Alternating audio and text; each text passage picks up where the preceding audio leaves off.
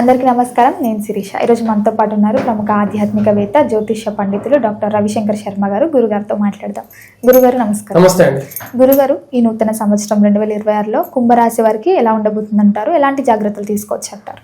కుంభరాశి వారికి ఈ సంవత్సరం సానుకూలమైనటువంటి ఫలితాలతో పాటు కొంచెం మిశ్రమమైనటువంటి ఫలితాలు కూడా గోచరిస్తూ ఉన్నాయి. ఈ రాశిలో ఉండేటువంటి వారికి పంచమంలో గురుగ్రహ సంచారం అనేది జూన్లో జరుగుతున్నది.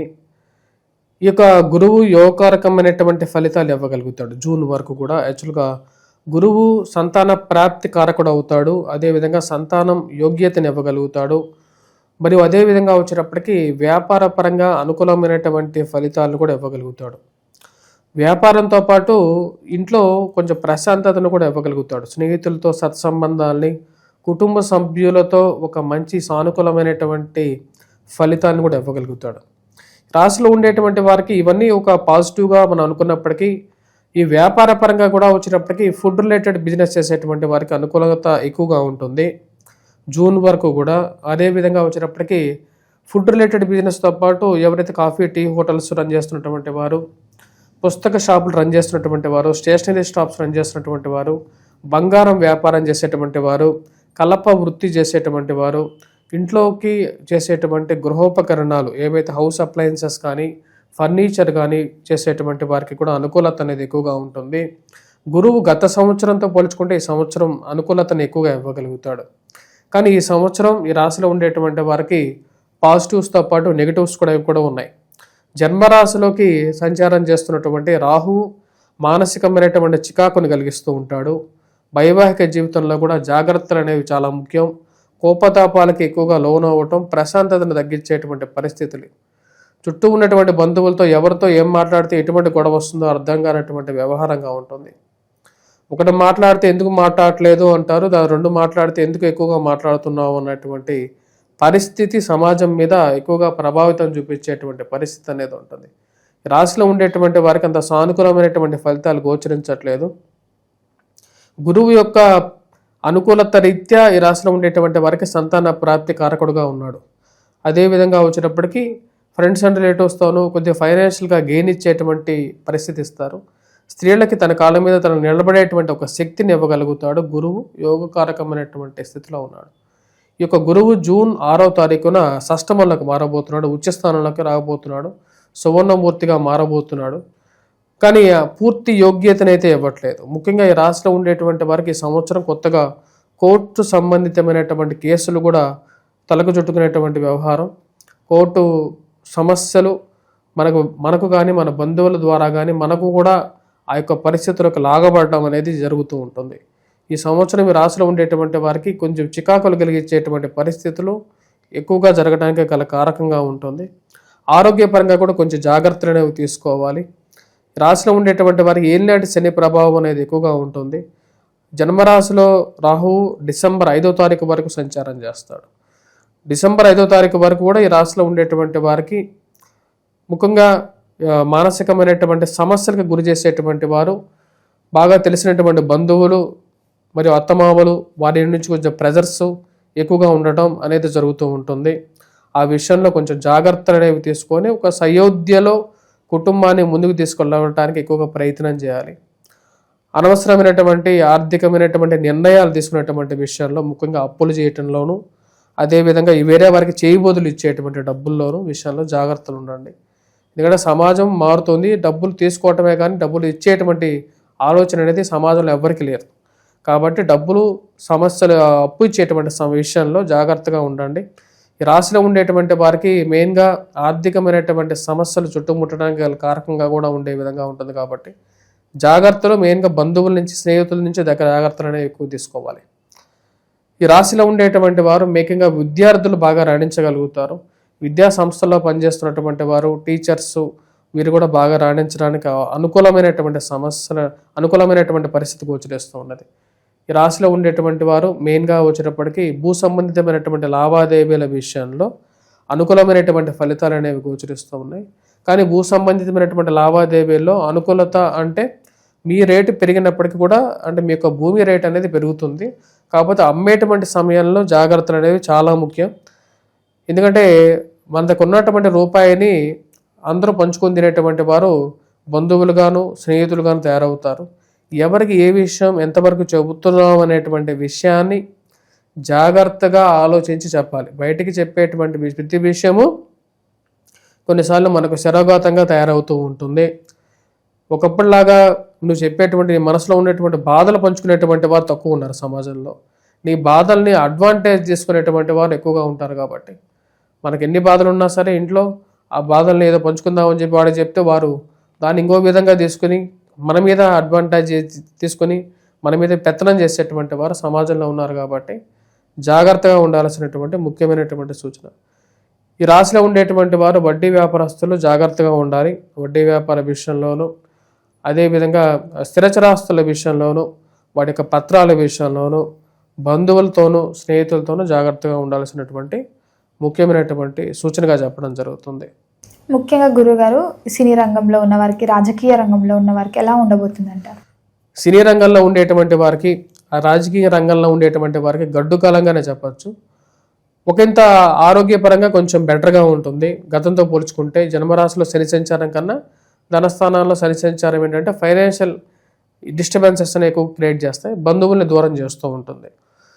అడిగితే ప్రాబ్లం అన్నమాట. అంటే ఈ రోజులు ఎలా ఉందంటే సమాజం నువ్వు ఏదైనా క్వశ్చన్ అడిగావంటే నిన్ను వెలివేసేటువంటి ఒక సమాజంగా ఉంటుంది. ఇప్పుడు పరిస్థితి కూడా ఇంచుమించుగా ఏంటంటే వీళ్ళందరినీ ఐసోలేట్ చేసేటువంటి కొంతమంది తయారవుతారు. ఉన్నవి లేనివి వీరి గురించి సంఘంలో బ్యాడ్గా క్రియేట్ చేసి వీరిని దూరం చేసేటువంటి వారు, వీరిని ఐసోలేట్ చేయడానికి ఎక్కువగా ప్రయత్నం చేసేటువంటి వారు ఉంటారు. ఈ రాశిలో ఉండేటువంటి వారికి ఈ సంవత్సరం సానుకూలత మెయిన్గా వచ్చేటప్పటికి సినీ రంగంలో ఉండేటువంటి వారికి ఆఫర్స్ వచ్చినా సరే ఆ వచ్చినటువంటి డబ్బు వచ్చినా ఆ డబ్బు కూడా 10 రూపాయలకి ఏదో విధంగా ఖర్చు అయిపోయి చివరికి వచ్చేటప్పటికి నిల్ బ్యాలెన్స్ అనే విధంగా ఉంటుంది అన్నమాట. అంటే ఏ రోజుకి ఆ రోజు డబ్బుగానే ఉండే విధంగా ఉంటుంది. రైతులకు ఎలా ఉండబోతుంది అంటారు గురువు? రైతులకి కృషితో నాస్తే దుర్భిక్షంలాగా ఉంటుంది. అంటే వారి కష్టం మీద ఆధారపడి ఉంటుంది. డబ్బులు వస్తాయి, ఇందా చెప్పిన విధంగానే డబ్బు ఖర్చు అయిపోతుంది. అక్కడ పెట్టిన దానికి వచ్చిన దానికి ఈక్వల్. వీటివన్నీ ఒక రకంగా అనుకుంటే కోర్టు కేసులు, అనవసరమైనటువంటి కోపంతో మాట్లాడినటువంటి మాటలకి కానీ మన చుట్టూ ఉండేటువంటి వారు ఏం చేస్తారంటే రాహు ఏం చేస్తాడు, మనల్ని ప్రొవోక్ చేస్తాడు. అంటే గొడవలు ఇద్దరు అనుకుంటూ ఉంటారు. ఆ గొడవలోకి మనల్ని లాగి మధ్యలోకి కూర్చోబెడతారు అన్నమాట. పంచాయతీ చెప్పమని మనకు సంబంధం ఉండదు. యాక్చువల్గా ఆ సిచ్యువేషన్కి మనకు సంబంధం లేకపోయినా సరే ఆ సిచ్యువేషన్లో మనల్ని కూర్చోబెట్టి మనల్ని పంచాయతీ చెప్పమని ఆ ఒక్క గొడవలో కూడా మనల్ని ఇన్వాల్వ్ చేసేస్తారు. ఇన్వాల్వ్ చేసి ఆ గొడవ ద్వారా కూడా మన కోర్టుకు రాసినటువంటి పరిస్థితి ఉంటుంది అన్నమాట. అలాగే గురుగారు ఈ ఇయర్లో గృహయోగం, వాహన యోగం ఉందంటారా?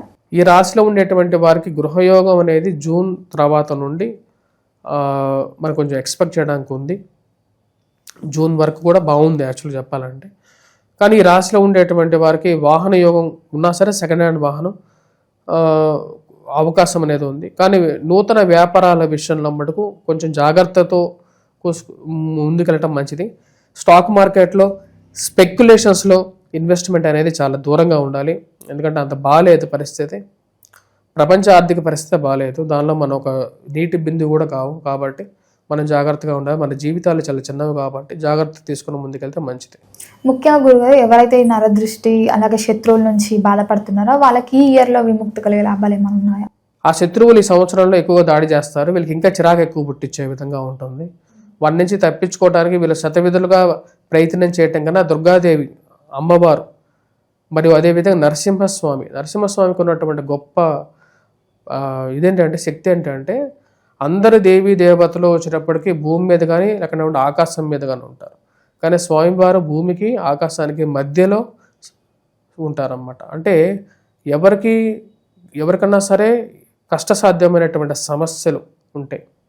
ఆ కష్టసాధ్యమైనటువంటి సమస్యలను కూడా కంప్లీట్గా చేయగలిగినటువంటి వాడు. ఎందుకంటే దేవతలు ఎవరి వల్ల కానటువంటి సంహారం చేశారన్నమాట.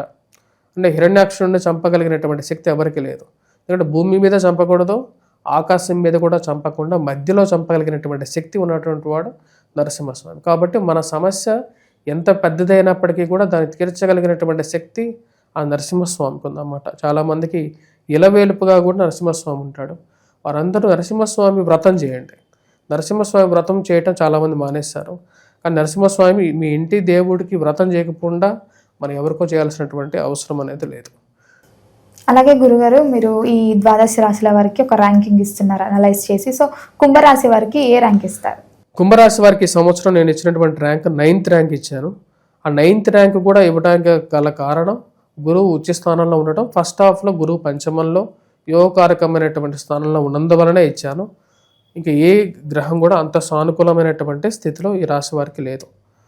అలాగే గురుగారు, ఈ ఇయర్ అంతా ఇంకా అనుకూలంగా ఉండాలంటే ఏ దైవాన్ని పూజించమంటారు, ఎలాంటి పరిహారాలు చేయమంటారు? ఈ రాశిలో ఉండేటువంటి వారు మెయిన్గా పూజించాల్సింది వెంకటేశ్వర స్వామిని పూజించాలి, దుర్గాదేవిని పూజించాలి, వినాయకుడిని పూజించాలి. మెయిన్గా ఈ ముగ్గురిని పూజించాలి. వెంకటేశ్వర స్వామిని, దుర్గాదేవికి కుంకుమార్చన చేయడం, కుంకుమని పెట్టుకోవటం. అదేవిధంగా వచ్చేటప్పటికి ఈ రాశిలో ఉండేటువంటి వారు వినాయకుడిని ఎప్పుడన్నా సరే ఇంట్లోంచి బయటికి వెళ్ళేటటువంటి సమయంలో ఓం గం గణపతియే నమః అనేటువంటి ఒక మంత్రాన్ని చదవండి.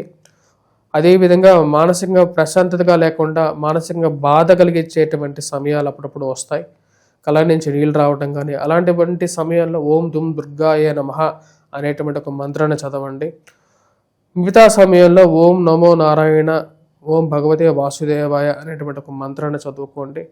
ప్రశాంతంగా ఉండటానికి ఎక్కువగా ప్రయత్నం చేయండి. ఈ రాశిలో ఉండేటువంటి వారు మెడిటేషన్ చేయటం అనేది కూడా కొంచెం అనుకూలంగా కూడా ఇస్తుంది. ఆరోగ్యాన్ని చక్కగా చూసుకోవటం. ఈ సంవత్సరం ఈ రాశిలో ఉండేటువంటి వారు గోమేధికాన్ని ధరించడం అనేది మంచిది. గోమేధికాన్ని కానీ లేకపోతే కాకి నీలాన్ని కానీ రెండిట్లో ఒకటిని ధరించండి. ఇంచుమించు రెండు ఒకటే ఫలితాన్ని ఇస్తూ ఉంటాయి. శని రాహువు ఇంచుమించు 2 పాపగ్రహాలు, ఒకటి కుటుంబ స్థానంలో ఒకటి జన్మరాశిలో సంచారం చేస్తుంది.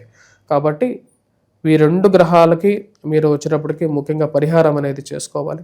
వెంకటేశ్వర స్వామి దేవాలయంలో కానీ ఎక్కడైనా సరే దేవాలయంలో నవగ్రహాల్లో శని ముందు దీపారాధన చేయటం, శనికి తైలాభిషేకం చేయటం, నల్లటి వస్త్రాన్ని దానం ఇవ్వటం, ఇనుముని ఇంట్లో చెత్త ఇనుముని ఎక్కువ పెట్టుకోవద్దు, చెత్త ఇనుముని దానం ఇచ్చేసేయండి. ఇది కూడా వచ్చేటప్పటికి మీకు ఫైనాన్షియల్ స్టెబిలిటీని పెంచగలుగుతుంది. ఓవరాల్గా గురుగారు, ఈ 2026 నూతన సంవత్సరంలో కుంభరాశి వారికి ఎలా ఉండబోతుంది, ఎలాంటి జాగ్రత్తలు తీసుకోవాలి, ఏ దైవాన్ని పూజించాలో తెలియజేసినందుకు ధన్యవాదాలు.